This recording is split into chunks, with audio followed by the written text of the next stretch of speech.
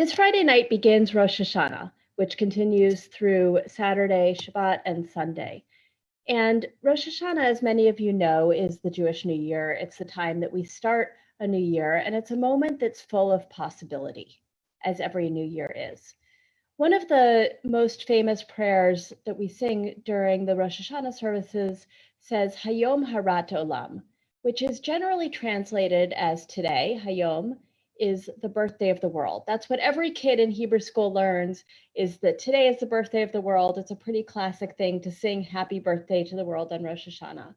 But when we actually look at this phrase, it's a bit more complicated than today is the birthday of the world. And it actually comes from a much darker place.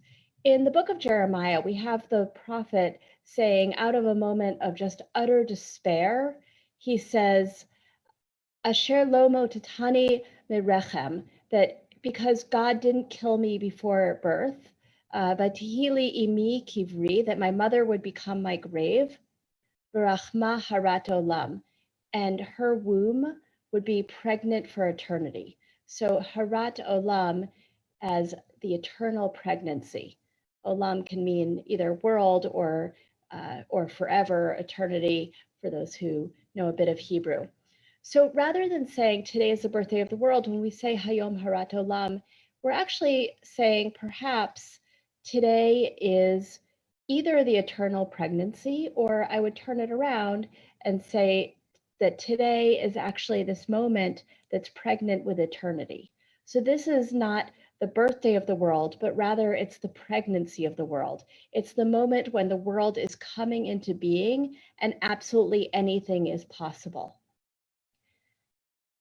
In this moment, when we're feeling a lot of despair, many of us, as we look around the world, we are living through a pandemic. We see that the west of the United States is burning.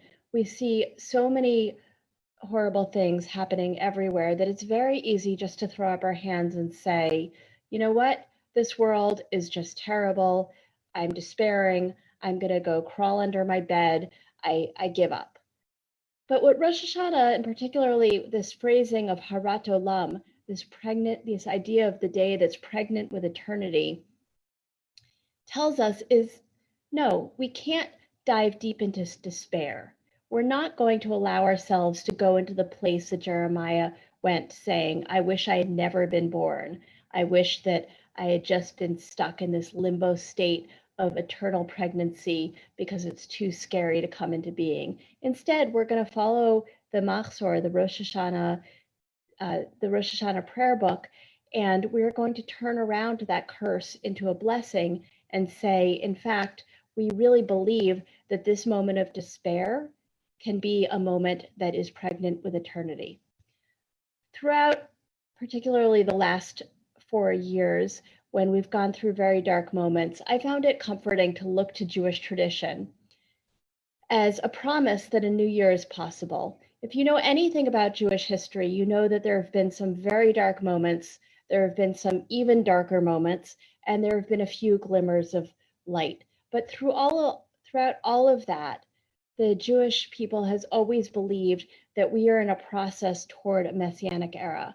As Cheryl just said, we have to believe that the arc is bending toward justice, even when all signs show that we're in a very deep and dark moment. And so this moment of Rosh Hashanah, this moment of a new year, we have to really believe, this is what Judaism teaches us, that we really believe that out of this despair, a whole entire new world is coming into being. Now, we don't just wait for that world to come into being.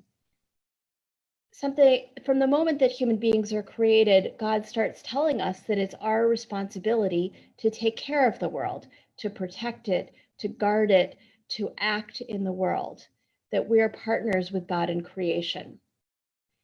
At Trua, where we organize more than 2,000 rabbis and cantors across the United States and Canada, over the last few years, I've seen extraordinary acts of courage of rabbis, cantors, and their communities believing and acting as though a new world is possible. Just this summer, we had some of our rabbi members were on the street in Portland, Oregon, as federal agents were kidnapping people off the street, and they have continued to be there as peacemakers throughout the violence.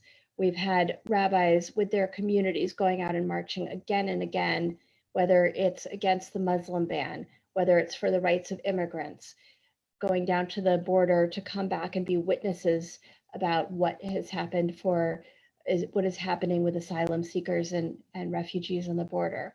And through the last 6 months or so of this pandemic, we've had rabbis and Jewish communities act as leaders, coming out and standing up for the rights of every single person in this country. On Tisha B'Av, on the holiday of Tisha B'Av, one of the darkest moments in the Jewish calendar this past August, we had 1,100 Jewish community members who were on Zoom and on Facebook Live making phone calls to their elected representatives to demand that non-citizen workers be included in COVID relief. And so we've seen our community, as well as so many other religious and other communities, even after we're knocked down over and over, even in our moments of despair, refuse to be tired, but continue to insist that a new world is possible and that we're going to fight for that new world, that no matter how tired we are, we're going to get up and march and we're going to act. Now, it happens that Rosh Hashanah on the Jewish calendar is this moment that is pregnant with eternity, where we can imagine a vision of a whole new world. But we actually don't have to wait until Rosh Hashanah. We're told in our liturgy imagines that the world is created anew every year, every day rather, that every day God renews the work of creation, that it is as if every day God starts over, goes back to square one, and restarts the work of creation. And perhaps today's creation can be something different than what was before. And so what I take from my tradition and what keeps me going is this idea that no matter how deep into despair we might want to sink, no matter how dark the world around us looks, that there is always a possibility of creating this world anew, creating a new vision. This has become especially clear in this moment of pandemic when we know we can't go back to what was. We instead have to insist on a vision of a new world in which we build a country and a world that protects every single person in it, not only some of the people. And so that's a hope that I want us to take into this new year if we're celebrating this new year. But even if we're not celebrating, let's take this promise that the world, that this moment is pregnant with eternity. This day is pregnant with eternity, and we can create whatever kind of world we believe is possible. Thank you.